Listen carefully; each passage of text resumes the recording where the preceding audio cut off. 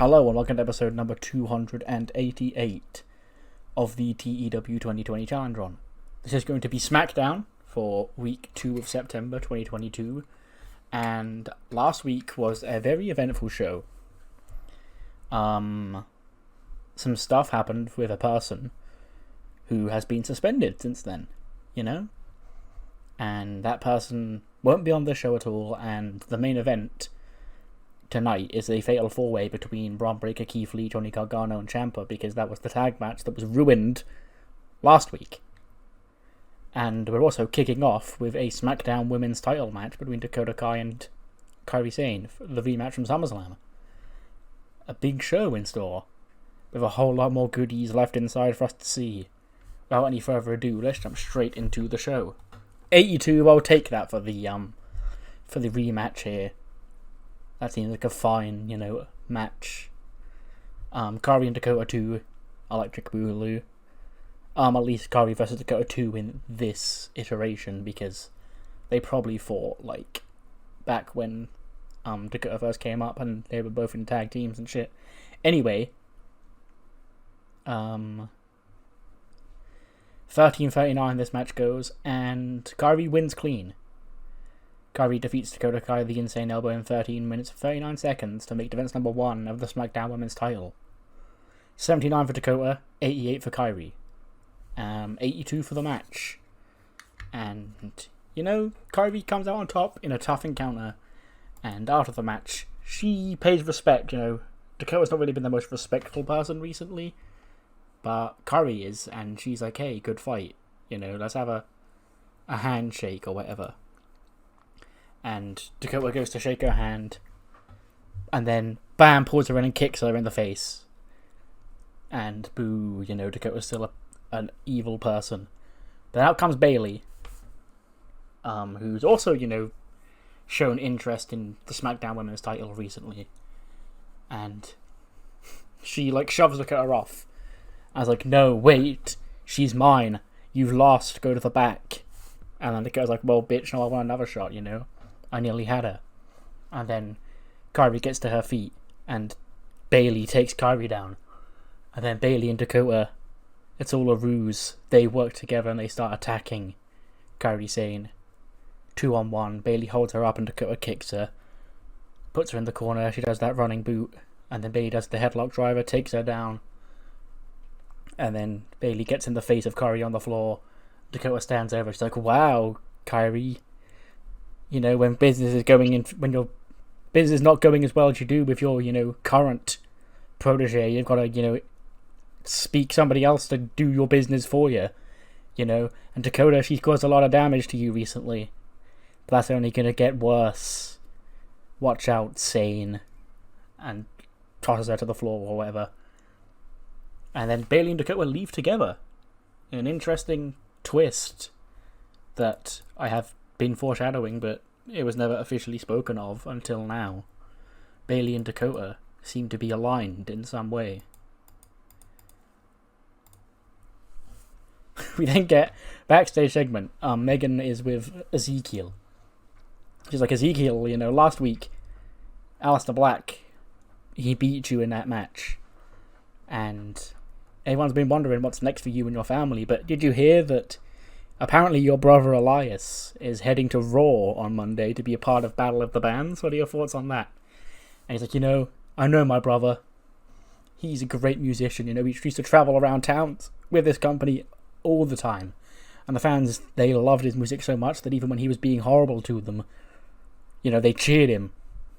So I've got every faith that he's going to win Battle of the Bands, because he's just the greatest musician. It runs in our whole family as well, And then on the Titantron, or not Titantron, on the interview screen behind him, it goes to all staticky, and then the House of Black pop up. And he goes, Zeke. I let you off last week because you told us that Elias, our friend, was not you. And that you didn't know whereabouts he was. But if we're both looking for Elias, like you say we are, he's going to be at Raw on Monday. So, if you really want to find him, You'll be at Raw on Monday, but I'm sure you'll be there regardless.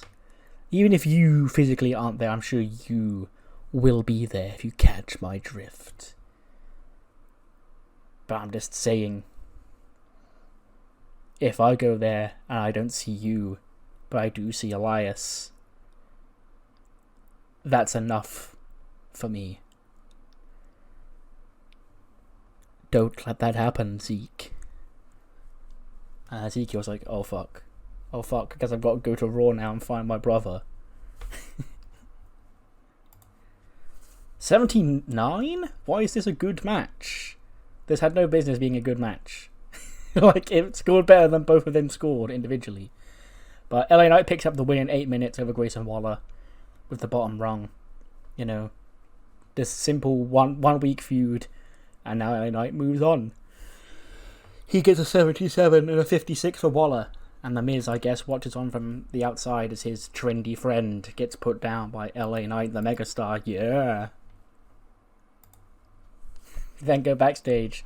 Pierce is there, and then David Martin and Violet Martin walk in, and he's like, Monsieur Pierce, this was supposed to be the week that Le Bleu brand witnessed La French Connection, but it appears that our cousins did not get the invite here, Pierce.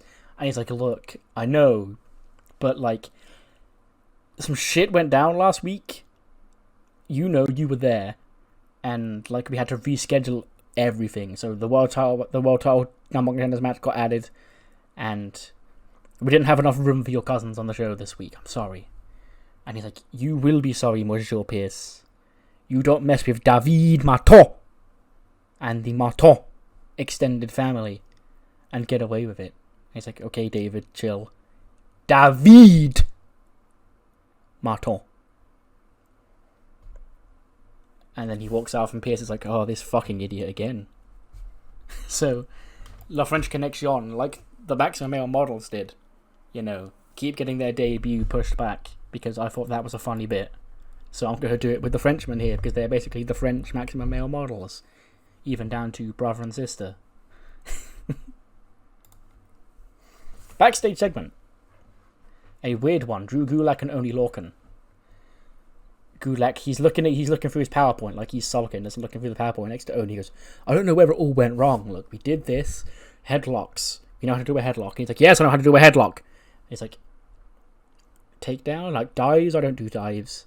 And then he keeps kicking through, like, I don't know why we lost that 4-way. I don't know, maybe it's a chemistry thing? And he's like, I don't think it's a chemistry thing. I think we kicked loads of ass. And then the door flies open. And then walks Timothy Thatcher. And they both just sort of look at him. He stands there, arms folded, looks over at Gulak, looks over at Oney. And it's like, gesticulates, like, come on, come with me. And he turns around and leaves, and then the other two follow him.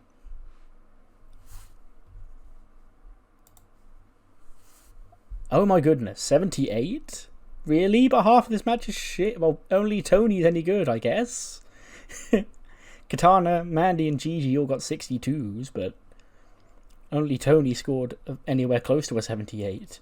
But yes, the triple threat, or the 6-woman tag we set up last week, the Raven Ladies, Katana Chance and Caden Carter, and their, I guess, partner in dance from that last week, Tony Storm, against Toxic Attraction.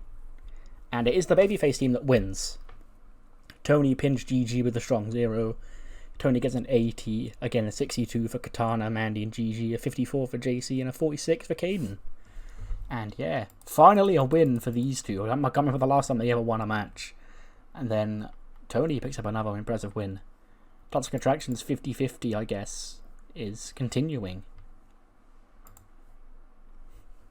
We then get the backstage segment. Dakota and Bayley would gas each other up, like, oh my god, we did so good. Like, Kyrie so didn't see it coming. She's like, yeah, you know, the more I'm going to keep beating her up, the more easier it's going to be for us to dominate here. And Kayla's like, girls, what is this, you know? Dakota and Bayley, you know. After you were all that time you spent with Cora, and now you've moved on. Bayley goes, listen here, Kayla. Cora is... She's a good kid, you know.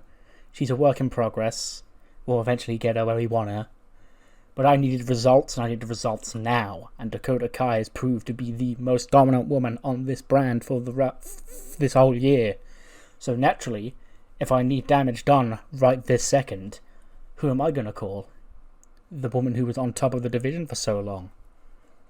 And Kayla's like, Dakota, so what's in it for you? And she's like, it's easy, Kayla. What's in it for me? We regain full control of this division. You know? I had control of it by myself, but together, with probably the greatest SmackDown Women's Champion of all time, nobody can stop us. That's when they walk forward a little bit and Kelsey Cook, like, angrily steps into frame and she's, like, angrily pouting. She's like, oh, look who it is. It's little Kelsey, who me and Cora attacked last week. And Dakota's like, well, it looks like Cora didn't do a good enough job if she's back here. Should you finish the job? And then Anne-Marie steps next to her. She's back. She's been gone for like 2 months, I think. And she's like, how about now? And Bailey's like, again, we could finish you off, but we've done our business for tonight, so we're just going to head back to the locker room. And Anne-Marie's like, no, we want revenge for what you did to Cora last week. So we challenge you to a tag team match next week. And Dakota's like, oh, we accept, bitch. She's like, no, we want revenge on the two of you that attacked Kelsey. Which, Dakota, that wasn't you. That's Bayley and Cora. Bayley's like, oh, really? Fine. So, Bayley and Cora, despite Dakota's new alliance with Bayley, is Bayley and Cora Jade who have to team up next week against Anne-Marie Porter and Kelsey Cook. William Regal is on the stage with Alba, Ilja, Connors, and Charlie. And he's like, ladies and gentlemen, the Regal Coalition have arrived, and I'll let these next two gentlemen introduce themselves. Out come the Grizzled Young Veterans. And he goes, Liverpool, ladies and gentlemen of SmackDown, my name is Rip Fowler, this is Jagger Reed. We are grizzled young veterans, soon to be recognised as SmackDown's #1 tag team. We give them the entrance where they say stuff, because that always gets over. See Enzo and Cass, for example. But obviously this is for heel heat, because they all take shoes off, because they hate, I guess, Fowler, not Gibson, anymore. Their debut match gets a 62. Why? Why was this so good? They are unimportant. I guess them having Regal at ringside counts. But they just beat Cliff Love and Zayden Tinker, the Delinquents, and NXT tag team. Do a jobber spot here just to get them on the show. And a nice win for the Grizzled Young Veterans in their SmackDown debut. Rip gets a 68 and a 64 for Jagger. So they're already performing quite well. They're already in like upper mid-card of SmackDown tag teams. Then, backstage, Tony, Caden, and Katana are partying. Well, not partying, they're just celebrating their win. They're like, yeah, we made a great trio out there, don't you think? And Tony went, if I ever need backup against, the likes of Toxic Attraction or any other potential trios that form and cause me trouble on this show, I'll give you a call. And then Shotzi walks into frame and he's like, congrats on the win, girls. Tony, you did exceptionally well, And she's like, hey, Shotzi, congratulations on winning the belt. I haven't seen you since SummerSlam. She's like, yeah, this is the thing. Like, going into SummerSlam, you were the one. Everyone thought Tony Storm would be the one to make history and be the first Liberty champion. But you weren't, I was. But, having seen the lay of the land here on SmackDown, do you fancy making history with me? Because I have to defend my Liberty championship for the first time. And I don't see a better option around here than you, Tony, so how about it next week? Tony Storm and Shotzi Blackheart for the Liberty title. And Tony's like, yeah, of course. Shotzi's like, great, I'll see you then. So Shotzi will make her first defense of the belt next week, taking on Tony Storm, which is sure to not please William Regal, who seemed to demand, I guess, that Alba Fire be the first challenger for that belt.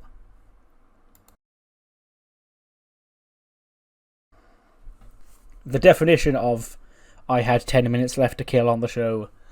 So Carmelo Hayes picked up a win over Lindsay, just to get Melo a big win, keep his momentum going. Lindsay gets a 64, Melo gets an 88. Maybe a quick post-match promo that I didn't put in, but it would only take like 30 seconds. Like, well, I said I was going to beat Daniel Bryan, but he's not here tonight. I don't know what happened to him last week, but I'll be here long after he gets back, you know? He's the one we've got to worry about, not me. Another quick backstage segment. Miz, Grayson Waller goes, Miz, I can explain. He's like, save it. You know? Here I was thinking that you were this trendy, up-and-coming star. It's not often that I see superstars in NXT that remind me of myself, you know? Because I'm not like most of the guys down in NXT. But I plucked you out. I said, Grayson Waller, this is the guy. This is the new Miz, for lack of a better term. But yet at SummerSlam, you lost to Logan Paul and KSI. You lost to LA Knight. You're losing, Waller. I'm not here to write this whole thing off. But if you want to be must-see like me, you've got to follow my lead, you know? I'm the teacher. You're the student. Okay? It's like, I got it, Miz, you know? I'm gonna be the best dang Miz protege you've ever seen in your life. It's like, great. Well, we'll work on it. Next week, you know, this is a very short episode of SmackDown, apparently. Because there's no long Roman Reigns promos. That's why. It's mainly your matches. But anyway, next week will be big. Because we've got the first defense of the Liberty Championship taking place. When Shotzi Blackheart defends against Toni Storm. Also set for next week, another championship match. The second member of the Hurt Business steps up. Warden will defend his United States Championship against the colossal Bronson Reed. Then women's tag team action as Anne-Marie Porter and Kelsey Cook seek revenge on the duo of Bayley and Cora Jade. And finally, the Tribal Chief returns and he puts the WWE Championship on the line against the winner of our main event. Either Johnny Gargano, Ciampa, Keith Lee or Bron Breakker will face off with the Tribal Chief for that championship next week. Then, after that, we fade to Cora's locker room. I guess she's like packing her bags because she came, but she wasn't needed. She opens her locker room door, like sticks her head out, peeks around to see if anybody's around, sees nobody around, and then turns her back into the doorway to get her bag. And then by the time she's turned around, Bayley and Dakota are right there in her face, and she's like, ah! It's like, oh, what do you want, Bayley? She's like, I don't know if you've heard the news. Apparently, me and you are tag teaming up next week against Anne-Marie and Kelsey. You know, apparently Kelsey's better from that attack. You clearly didn't do a good enough job last week. And of course, like, but you said I did a lot of damage. She's like, yeah, well, not enough, apparently, if these losers are trying to come back. Anyway, meet my new best friend, Dakota Kai. She's you, but good, and what I want you to be. So, if you want to keep hanging around here, you're going to have to level up. You know, there is now competition for the spots as Bayley's friend. And of course, like, great, well, Dakota can have it, I guess. And then Bayley's like, nope, you don't get away that easily. You know, I've got my claws into you now. And what's stronger than Bayley and Dakota Kai together? Us three together on the same page, which means you need to sort your shit out. Okay? I'll see you next week. Of course, like, oh, god fucking damn it. Banger main event, 87 rated match. I think that's not even as good as the tag match, but that makes sense, I guess. Gargano, Ciampa, Breakker, and Keith, with the winner facing Roman next week. And after 20 minutes, your winner and the next man to face Roman Reigns for the WWE Championship is Ciampa. He pins Bron Breakker with the Project Ciampa. He scores the weakest in this match. Bron gets an 81, Keith gets an 82, Gargano gets a 91, and Ciampa gets a 70. But Ciampa is the only one of the four that has not yet fought Roman. So that was the match I decided I was going to do. And I think he's declining, so I kind of need to put him in some big spots now before it gets too late. And Ciampa vs. Roman would be a fun match. So next week, the Tribal Chief returns to SmackDown and he defends the WWE Championship against Ciampa. As Ciampa celebrates, we cut to the end of the show. Adam Pearce he's walking through, he's leaving the arena. He's like, I think it was a great show, Ciampa won. He's on the phone to Heyman. He's like, so when Roman comes next week, you should tell him he's defending the championship against Ciampa. He's like, well, that's your job as the wise man to get in contact with him, Paul. Like, what do you want me to do? He blocks my phone calls. Like, okay, yes, I'll tell him I'll see him next week. Yes, everything is under control with the situation. Okay. Yes, we're still looking into it. Alexa's looking into it as well. Goodbye. He hangs up on Heyman. And then we hear car horns blare again. Just like with Cody. But Pearce hears them because he's off the phone. And he narrowly avoids getting run over. And he's like, oh my fuck. And then we see Seth emerge from behind a car, and he just walks up to Pearce and just goes, like, look, I'm technically not in the building, Pearce. I'm just saying, you need to keep watching out, because if you don't let me get in my way, bad things might happen.